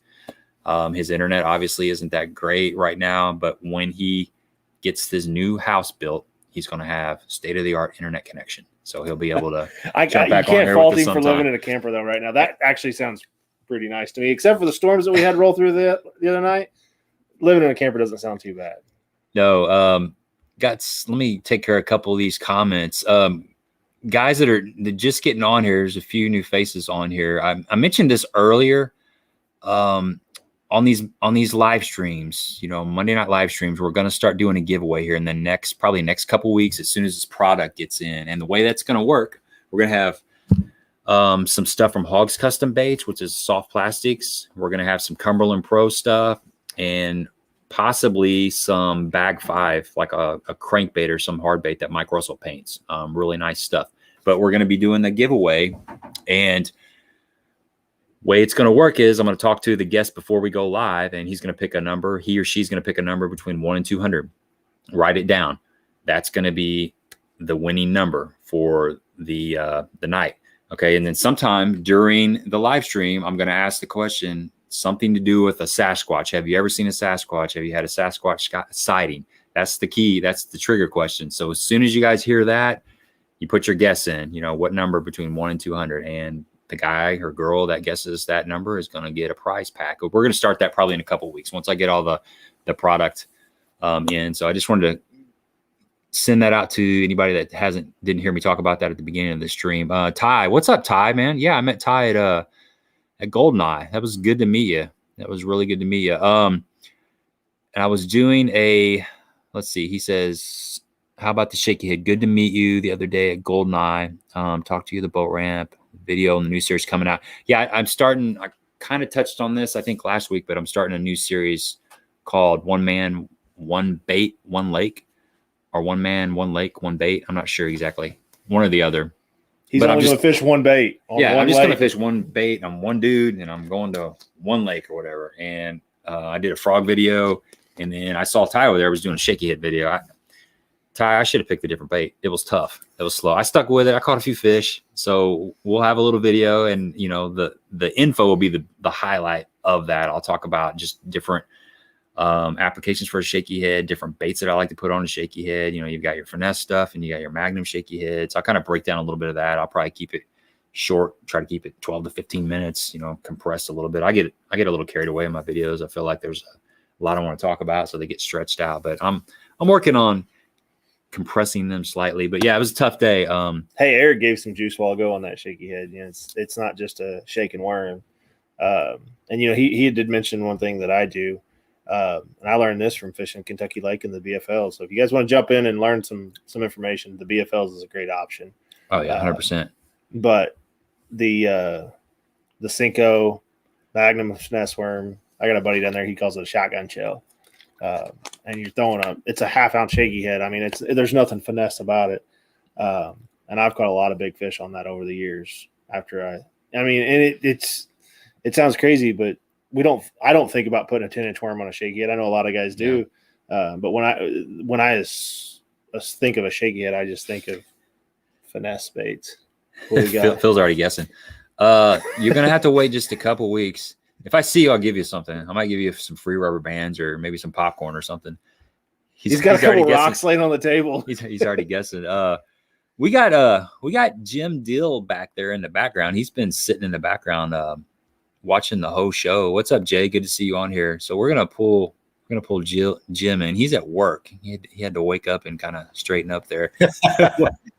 What's going on, buddy? How are you? I'm doing good, man. You guys? We're doing good. No emergency calls yet? No, not yet. We've been lucky here. Had a few this morning, but it's been kind of quiet afternoon. Well, that's good. So if you guys don't know, he's not only is Jim a tournament fisherman, a guide, he owns a bait company. He also is an EMT. So he's a very, very busy man. Yeah, we're busy. So have you had a chance to be out on the lake last week or so? Oh yeah, we when I'm out here, I'm usually on the water guiding. Both Denise and myself been real busy this year. The whole lake's busy. But yeah, I've had a chance several days the last week to get out and fish. Okay. Are they still pulling a lot of current, or is it slowed down? Well, actually, I looked here just while I was sitting here. Since July 4th, they've been pulling mid 30,000 all day, 24 hours a day, and that's a lot. I'd say anything over 12 to 15 is a decent amount. So they're running, say, 35,000 cubic foot per second. That's quite a bit, especially into July like we are. Everybody knows we've had a lot of rain up north, which feeds into Truman, which feeds into the Ozarks. Truman, last I looked, was about 10 foot high. So when they run 35,000 through the Ozarks, and also out of Truman, about the same. They're basically keeping lake level steady, but they're running the same amount out of Truman as the Ozarks, kind of flushing it through. And it's about a foot every 3 days. So if it's 10 foot high, it's going to give us another month of good current, which obviously has put these fish back grouped up out on a lot of points. Yeah. So do you prefer the lake with a lot of current in it? Well, usually, June, July, yeah, absolutely. It makes for easier fishing. It really kind of positions these fish out on these points and drop offs. You can basically just run points on the lake and just kind of hit a bunch of points, and you're going to catch plenty of fish and probably some pretty good ones too. Even this time of year, once they shut the water down, the fish will spread out and we'll kind of go to the backs and start flipping shallow and things like that, which I probably prefer. But, a good ledge bite, a good point bite is just, it makes it really easy. It's great for trips. It's pretty easy, and you catch a lot of fish. It makes that one of how many of our jobs that Jim has a lot easier, and that would be guiding. The more fish you can catch, the better the day your customers are going to have. You're right. The Ozarks is just really busy. So mainly we're doing like 6 a.m. to 10 trips, during the days, and we're pretty much off the water by 11. Some days we'll extend it 6 hours. I did have a a trip the other day. They wanted 8 hours, and we pushed through it. The fish don't quit biting. It's just the boat traffic gets pretty rough. Skiers, cruisers, pontoons, jet skis, you name it. They're out there, but it's all good. Those boats on Lake of the Ozarks are of a different caliber too. Yeah, they're not ships. They're like borderline ships. They're not 24-foot pontoons. They're 44-foot racing boats. We got those big fast ones, but them fast ones, they don't bother you. They're loud, but they hardly put out a wake. It's I tell you, the ones now are these ski boats, these wake boats. Man, they put out some waves now. Those are ones really casting out the waves, and they like to get out there early and ski. When we like to get out there and fish, so you've got the ski boats out there really early skiing, launching them big waves out at you. That and the last time I was on Lake of the Ozarks, it was those big day cruisers or cabin cruisers. Yeah, just go like this. Yeah. Oh man, those are the sneaky ones you'll be running in 2-3 foot chop, and then all of a sudden here comes a roller at you. Yeah, and those ski boats or those wake boats, don't they let water into the boat? Don't they actually hold the boat to push down harder? Yeah, they're designed to have these baffles, and they can fill them baffles full to send out a bigger wake, and they're not actually even skiing. They're actually surfing behind it without a rope. They're just on a wakeboard, and they're just free surfing on the back of them boats. They're only about 10 foot off of the back of the boat, riding those waves. So I'm sure it's pretty cool, Yeah, that sounds fun. That sounds like a good time. Sounds like a waste of gas to me. Well, but that's coming from a fisherman though too. Right. Yeah, I know. I say that a lot. I try to catch myself because we're all out there trying to have fun. Yeah, true. It's everybody's lake. You got to bring me back to center. You're right. Right. I mean, it's a big enough lake for all of us, but when they cut between you and the point, there's a big lake out there for them to be out. A little courteous would be nice sometimes, but we deal with it. We just go on. It's part of life. You can't let that stuff wear you down and bother you too much. Got to shake it off. Exactly. See, we got a question in here from Bradley, and if you guys out there got some questions for Jim, get them on here. This is a boat traffic question. You kind of touched on it, but he says, James, do you think the boat traffic spooks the fish in the back of the coves? He says he fishes the Ozarks every weekend.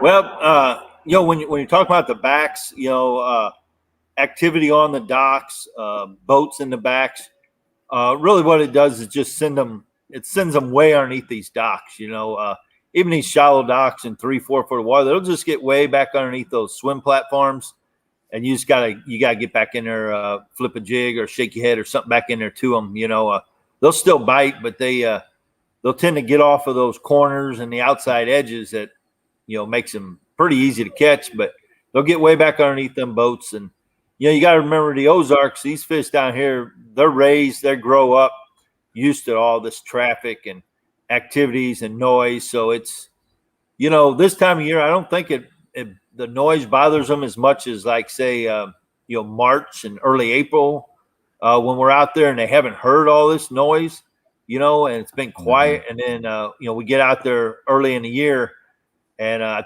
think that kind of affects them more so than this time of year. Yeah, I know. A buddy of mine, Mike, was telling me one time he was fishing a brush pile, and this big boat, I don't know how big, 30, 40 foot boat comes right up and throws an anchor out right in the middle of that brush pile. People start swimming and stuff, and he's just kind of dumbfounded. And so Mike, Mike's pretty laid back. He's like, hey, do you mind if I fish that brush pile? You're basically sitting on top of it. And they said, no, we'll sit here and watch. And he caught a couple keepers off that brush pile. Wow. Not about 10, 15 minutes after that anchor settled down. Got a little that mud settled those back fish down. repositioned, and they were still biting.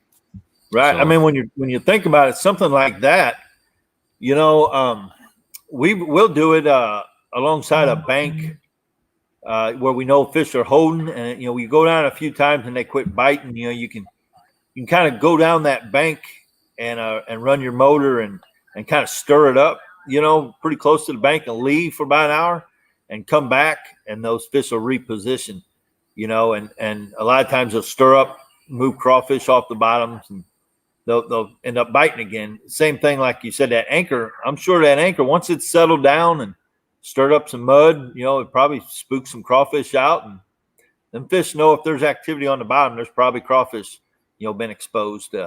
So it might enhance the bite. Yeah, I guess it just becomes another piece of cover for them if it sits there long enough. That'd be a tough pattern to run, is throwing your anchor out in your rush pile and shaking it when the fish start biting. I don't. The anchor pattern. Yeah. What do you think? People are always planting brush piles. How long do you think it takes for fish to start setting up in a fresh brush pile? Man, I've seen it. I have literally seen it the next day. There'll be fish in there, and I've seen it sometimes take, it's like almost takes 6 months to a year. It just kind of depends on the fish, what stage they're in. If they're deep and they're moving shallow and you throw a brush pile out there and it's first piece of cover they have to hang on, they'll get on it, so it's I'm sure different guys have different opinions, but I've seen a lot of times where a day or two later there'll be fish on it. Yeah. They don't know, they're just looking for something to lay next to, and if they're roaming through or are coming through and there's a piece of cover there, they're going to lay on it. I was thinking just the opposite, coming off a bed, moving out to their probably coming and going. Yeah, if you're on the right highway, you're going to catch them coming and going. And if you got that, I think to your point, Jim, I think a lot of that is having it in the right spot at the right time. Right. If you can throw a brush pile out there and on a 25-foot hump and never see a fish on it, but if the fish don't travel that way, you're not going to get anything. It might take them a while if you're not on their migration route. Doesn't really matter where you stick it at. So I think that's a big thing, is brush pile placement, where you're going to put those brush piles at. Right. That's a really good point, as far as you can't just throw a brush pile out and expect fish to get on it. It's got to be in these highways, basically, just like you said, whether it be just their natural migration across the point or down channel banks or what have you. If they're coming through there anyway and there's a piece of cover, they're going to lay on it. Yeah, exactly. Bassin Mike has a question. Thanks, Bassin Mike, for getting a question on here. If you guys got any more questions, throw them up here. We'd love to ask him some questions. He says, so is the point pattern big worms? What is your go-to big worm and color for Lake of the Ozarks? Oh man, the 10-inch worm down here is always a good, a good bait. For whatever reason, this year the bigger jigs have seemed to be producing better. And a lot of it is, little quick hops or even stroking the jig. Some of these fish aren't necessarily laying right on the bottom. They're kind of suspended, say 3-4 foot off of the bottom, where, if you're dragging a worm or something, it's kind of underneath your fish. Where if you've got a jig on, you're kind of stroking that jig up off the bottom 6-8 foot. It's just going to get a lot more reaction bites. And for whatever reason this year, the bigger jig has seemed to be better, but also, the worms, just a 10-inch power worm, your Zoom Old Monster's good. I heard you mention Hawgz Custom Baits. I've really been using a lot of theirs. Finesse worms, they're larger finesse worms, just anything like that, and just kind of drag it and try to look for those rough spots seem to be the key. You can't just drag a point and expect to get a bite anywhere. It's usually, you kind of drag it along till you feel some resistance or some bigger rock or something different down there, and that's where you're going to get your bites. Okay, so when you say big jig, you mean like a 3/4 ounce jig, or? Yeah, like our jigs, we've got a 3/4 ounce, and we've got we've got a 5/8 ounce Weesey, and we got a 3/4 ounce reaction. We've got a 1 ounce reaction, and we also have football jigs too, and 3/4 and 1 ounce. So something like that. I usually start with the 3/4, usually sufficient, and then with a big trailer on it, either like either a brush hog or a baby packer crawl, that Val crawl, any of them. Was that Strike King Rage Tail, anything with big pinchers on it, big moving bait that when you rip it off the bottom, it really moves a lot of water and kicks real hard. And as it's coming back down is a lot of times when they'll hit it as it's coming back down through them. Yeah. And then so with with the shaky, are you throwing that worm on a shaky head setup or a Texas rig? You bringing it up on like a crockett gator shaky head, or how's that work? How do you do that? Yeah, the shaky heads, I'm almost always putting on a shaky head, usually 5/16. The quarter works great. If the fish are suspended and you're wanting a real slow fall, a lot of times that quarter will get it. But if they're down on the bottom and you're trying to fish the bottom, that 5/16 or even the 5/8 shaky head, shaky pro head, is usually just kind of a go-to. You can throw, 6-inch worms on it, or you can throw 10-inch worms on it. It kind of works all around for both. Yeah. Gotcha. Hey, you mentioned that Weezy jig. Talk a little bit about that. That's an interesting design on the head. Yeah, that Weezy jig, obviously, Mark Weezy, very successful fishing, helped us design that bait. And, he kind of put two different angles on the head. So if you're dragging it, it'll stand up, depending on the speed you're dragging it. It's got a real heavy weed guard in it. So if you're fishing heavy brush or say around cables or something where you're likely to get hung up, that heavy weed guard will allow it to come through that stuff, where if you're not fishing around a lot of cover, you can spread that weed guard out or even peel some of those bands out of there, but it's just got a big stout hook on it, big round bend stout hook, and some real big 3D eyes, on the top of it. So, when some of these fish get real finessey, if they're looking at that bait and there's some eyes looking back at them, like they think it's real, so that's what we're trying to do out there is make our baits look real and get them, to trigger a bite of some sort. Yeah, I mean, nothing like something staring at them. I mean, they make you mad, makes you want to come over there and beat it up or something. Big old red eyes staring right back at you. You just want to eat it. Yeah. I mean, it depends on how deep you are, how clear the lake is, I guess, but, sometimes I wonder how well they can really see a bait, but, it's their world. We're just in it, so. That's right. You know what I'm saying? Yeah. Yeah, definitely. So I got one more question about Lake of the Ozarks, and then I want to touch on your Truman Lake BFL real quick before we let you go. So when you're out there fishing those points or those brush piles, first of all, how long do you stay without getting a bite? And B, if you're not getting a bite, what will you rotate to? I mean, do you have a rotation of baits that you'll throw before you leave the point, or how do you approach that? Well, obviously with the live scope nowadays, it's really made things a lot easier. If you're fishing a bottom bait, worm or jig, and you throw up on these points and where the brush piles are, if they're in brush, and you work through it, 4 or 5 times and you don't get a bite. But with the live scope, you can see these fish suspended up above those brush piles, then we just switch up to a crankbait or even swim that same jig setup, just swim it, and you can watch your jig come through them fish, or just above them is usually where you want to be, but really on these points right now, I mean, if you stay 15 minutes and you don't get a bite, we're moving on. We're going to the next one. These fish are up, they're feeding. When they're out on these points, on these ledges, they're up there feeding. So, if you're fishing 15 minutes, 20 minutes, and you don't get a bite, you move on. I keep hearing all these guys talk about this live scope thing. Yeah, it's like this. We're gonna have to get one of those one of these times. I think it's holding us back. We pull our funds together. We might we could buy the transducer or the head unit, one of the two. Yeah. They're not that bad anymore. I mean, it is a tool. It's a very valuable tool, and you can use it for just so many different ways of fishing. The crappie, the bass, the catfish, looking at ledges, finding brush piles, the dock braces. I mean, there's so many different things you can use it for. That's it. If you really put it to work, it's worth every penny of it for sure. If it's something that went out on your boat right now and you had to go fish without it, would you really feel at a disadvantage?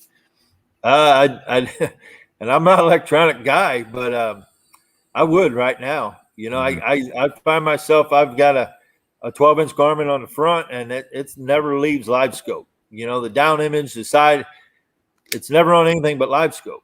You know, so and I like to see what I'm throwing at.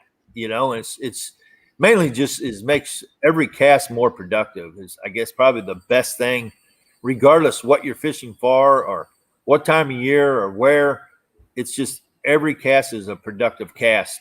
You know, when you can kind of see your target or see the contour of a bluff, or you see your ledge, you know, your underwater river ledge. Every cast is productive because of it. That's been the consensus over the last couple of weeks, is not necessarily seeing the fish, but more about productivity and hitting that brush pile on the first cast, not hitting the brush pile on the 7th or 8th cast. Right, exactly. And then obviously fishing in the wind, doing all that, you can still reposition the boat and hit that brush pile again and again and again. So yeah. I mean, you know, it is you obviously when the wind's blowing, you got to point into the wind, obviously, you know, so you can stay and hold on that brush pile visibly. You know, see that brush pile. If you're pointing into the wind, you can hold on it pretty solid. Do you have like a separate mount for your transducer, or is yours still on the shaft of the trolling motor? No, I put mine right on the shaft of the trolling motor, and I really line it up accurate, so it's exactly the same as my arrow, my direction indicator on my trolling motor.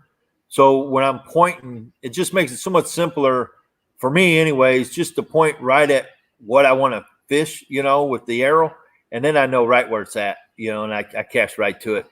You know, it's just those handheld deals, they're neat, but I would think it'd have to be a little something else for you to be messing with up there, you know.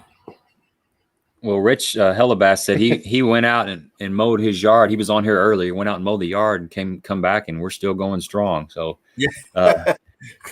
I read that wrong. I thought he said mow my lawn and my lawn. He's going to hook us up with some live scope.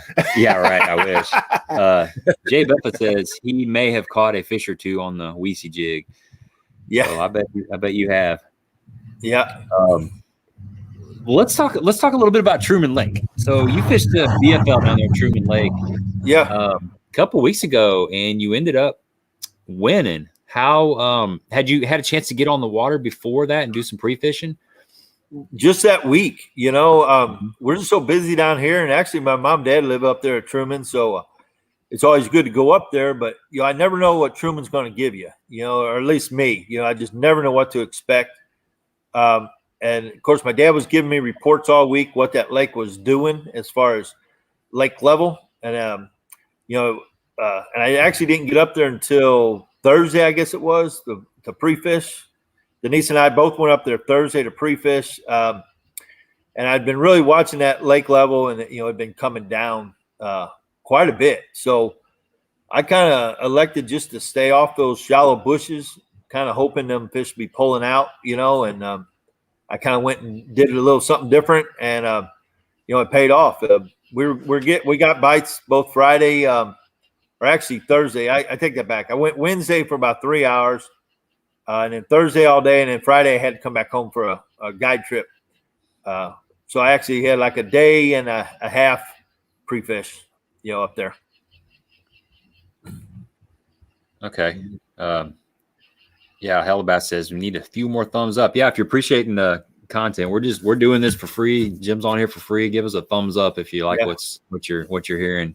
That's a great way to show appreciation. Yeah, I fished with Fitzpatrick out of the back of his boat, and we ran some of that, a little bit of that deeper stuff, some points and things, and we couldn't get bit. You know, it was actually kind of a tough morning. Well, he jumped off a couple nice fish on a swim jig, but we just got at right like the last 2 hours of the day.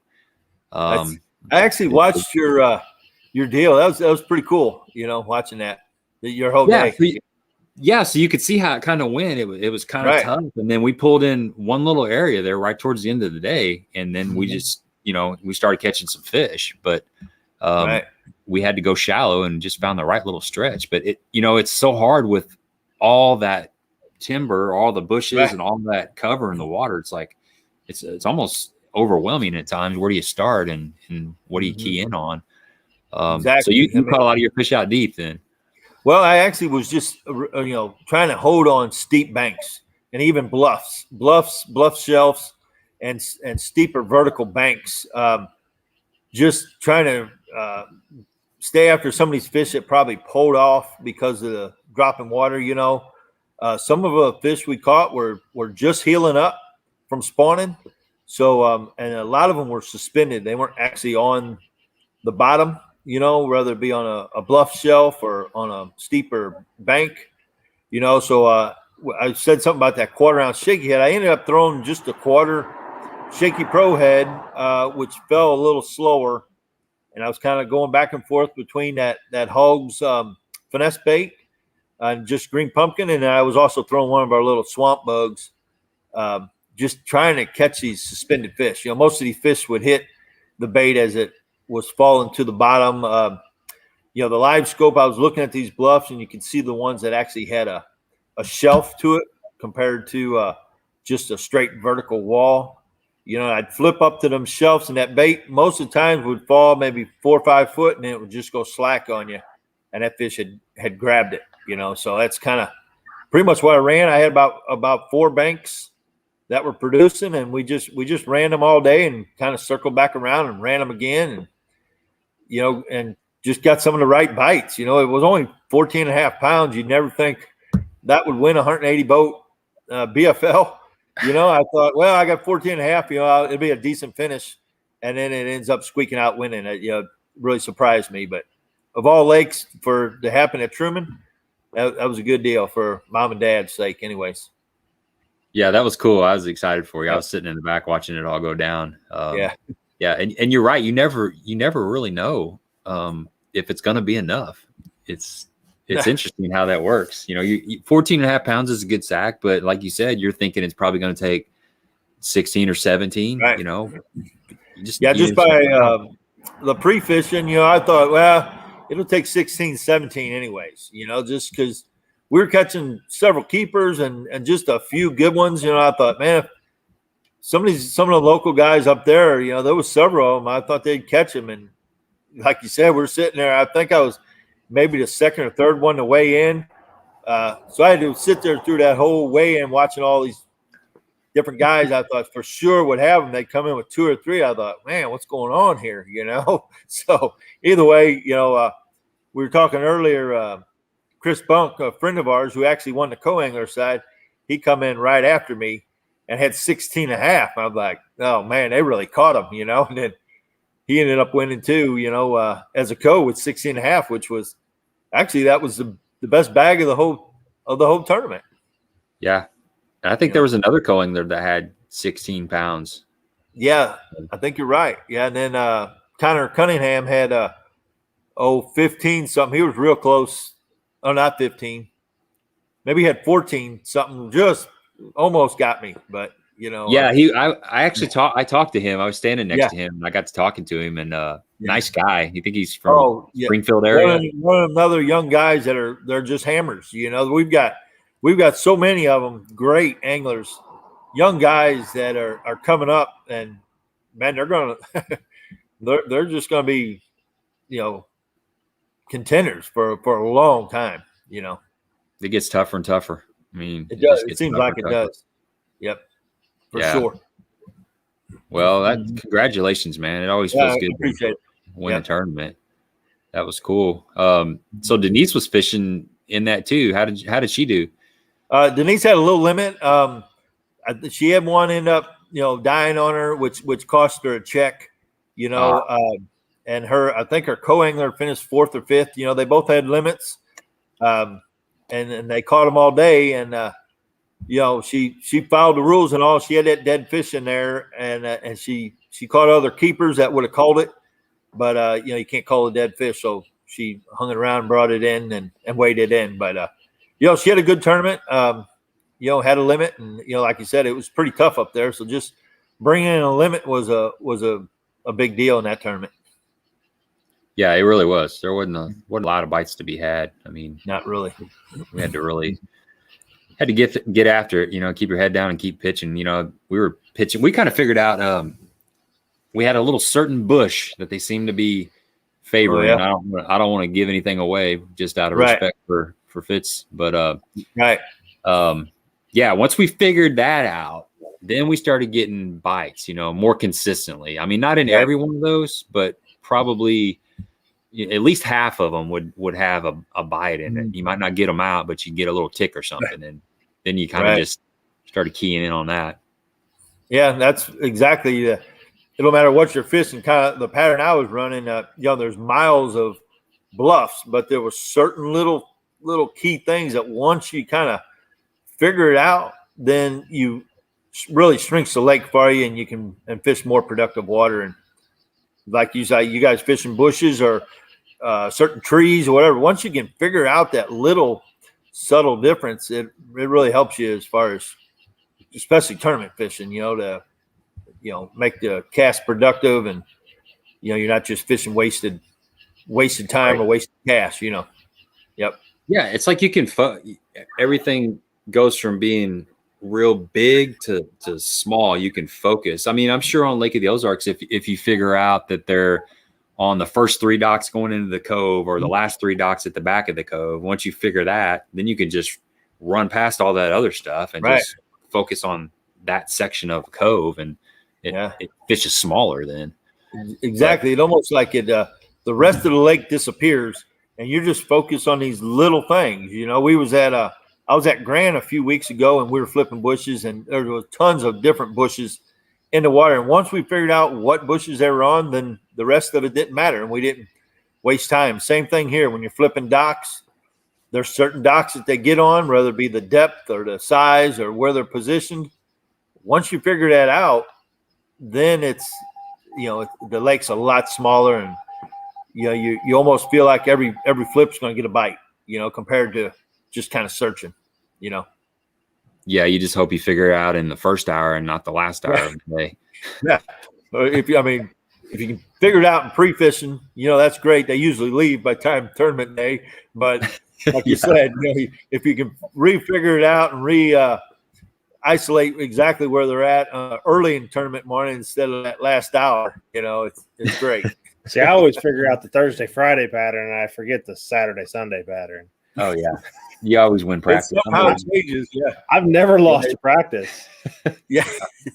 That's what we always kid, rather a group of us run, don't win practice. You're not trying to win practice. But yeah, that is. And it seems like everybody, we can all catch them during practice, and then come Saturday, they're doing something different almost always. Yeah, they know. They know. It's crazy how they can pick up on all that boat traffic or whatever they do, but they can figure it out. I think a lot of it's us though too. We get too dialed in, and we don't adjust. Yeah, or get a little hard headed and don't want to change up or make an adjustment. It's really easy to get locked in on what was working 2 days ago and try to force it, and you just can't force it. And it can be a little subtle change, but if you don't make the adjustment, they'll win again. Did he just call a bass fisherman hard-headed? I think so. Well, we want to catch them a certain way. That's right. That's right. I'm guilty of that. Jeez, sure. I'll punch him. Oh, I think everybody is. We all go out there and say, "This is how I want to catch them," but it's not up to us. It's up to them. Yeah, it's their game. Yeah, you're 100% right, man. It's doing these videos that I do. I'll have a certain technique that I want to go out and try, and you show up on the lake, and it may not be working. Most of the time, it's not working, and you spend a couple hours trying to make it work, and next thing you know, you're running out of time, and you're like, I haven't really even caught anything. I'm trying to make a video out here. This is my day off, and you got to kind of pivot and make some adjustments. Exactly. But, they won't bite. Yeah, the shaky head bite's been so good here. And you even get caught up in trying to force a bait that's been so good, and then it's just like a switch, and they get off of that, and they'll get on a jig, or they'll get on a different size worm, or just small, subtle difference. But you just got to be open-minded and make an adjustment, For sure. That's real solid advice right there. Well, Jim, we'll let you off here. It's been really cool hanging out with you. I'm glad you didn't get any calls and you didn't have to slide down your fireman's pole or whatever you do before you go out. But Yeah. Yeah. Hopefully, usually when we have a quiet day, that means we're going to be up all night running. So we'll see what happens. Yeah. You might need to take a nap. And Yeah, try to catch a few Z's before any of that madness happens this evening. Right. But, Anyway. good talking to you, man. Good luck out on the water. And I'm going to be down there in September fishing that super tournament. So I'll try to. The 2-dayer. Yeah, that should be a good one. You know, they always them 2-dayers. You never know what to expect, where these fish are going to be, but there'll be a lot of fish caught, anyways. You know, it'll be a good tournament. So. Yeah, we'll catch a lot of those 14.5 inchers for sure. That's the way it was last year. Right. Well, hey, Jim, if anybody needs to get a hold of you for a guide trip, what's the contact information? Where do they need to look you up at? Yeah, they can email us at, cracklegator@live.com or shoot us a text or give us a call at 573-204-9005. And that'll get a hold of either me or Denise, and we can help you out with whatever you're needing, as far as guiding or baits or what have you. And we do trips of, I guess educational trips. We do a lot of those. Good fishermen that come here from, say, another state or another lake, and they kind of want to see kind of how we, go about it here at the Ozarks, learn some patterns. We get brand new fishermen, a lot of kids. Denise has been doing a lot of kids and a lot of lady trips here lately. She's really kind of found a niche there, but basically the whole deal is whatever we can help you with, that's what we're there for, and, open for all the questions, whatever it is, throughout your trip. But, I appreciate the call. If we can help you, we sure will. Yeah, and look up Crocklegator Baits too. He's got a lot of nice. I mean, they're time tested and proven. I mean, it's good quality stuff for sure. Exactly. So, all right, man, we'll let you go. Appreciate you guys having me, and enjoy your videos. Thank you. Have a good evening. I hope it's uneventful. Yeah, me too. All right. See you, buddy. Bye-bye. All right, man. That's good good stuff. That's good stuff. That guy's been doing it for a long time. He's full of good knowledge, and takes a special person to be a guide. And you gotta have the right mindset. And he's been doing it for a while. And his wife is a guide too, which is kind of cool. There's not a lot of husband and wife combos. Yeah, combos. That's really awesome. That's good stuff. Like he said, she's found a niche. I mean, I'm sure, I don't know this, but I'm sure it could be kind of intimidating going out with a male guide being a female fisherman. Sure. You're trying to learn a lake, and now she's got that one little niche down there. She's good too. She's good. She's a really good fisher person. Fisher woman. Yeah, she can fish. I know she's won at least one BFL on the co-angler side. Has she jumped over to the boater side now? Yeah, she's a boater right now. So she's a stick for sure. Not only is she a good tournament fisherman, she's a great guide. And I think Jim told me that she retired recently, so she'll be doing even more guiding. And they won a boat actually in the team tournament recently. So she's going to be fishing out of I think it was a Ranger 518 or 519 or something like that. So new boat. Things are looking good. So anyway, that's it. We're gonna wrap it up. Thanks for everybody that is stuck on here with us. Hellabass, if you're still on here, I'm glad you got your yard mowed. Don't have to worry about that. Got that knocked out for a couple weeks. And we will have, I'm not sure who's going to be on here next week. I'll let you go. Just look for the socials and we'll do a post and let you know what's going on. And hopefully we'll be doing that giveaway here next, not next live stream, maybe the following. So it'll be a Sasquatch question. I'll definitely remind you guys of how to win that giveaway and let you know what it is. But that is all we got. Thanks you got to tell your Sasquatch story next time then too. Yeah, I gotta actually. Oh wait, before we go, I got a bear story. You got a bear story? Yeah, I almost forgot about this. I was coming back from Pyramid Saturday night. It was raining, pitch black, 9:30 at night.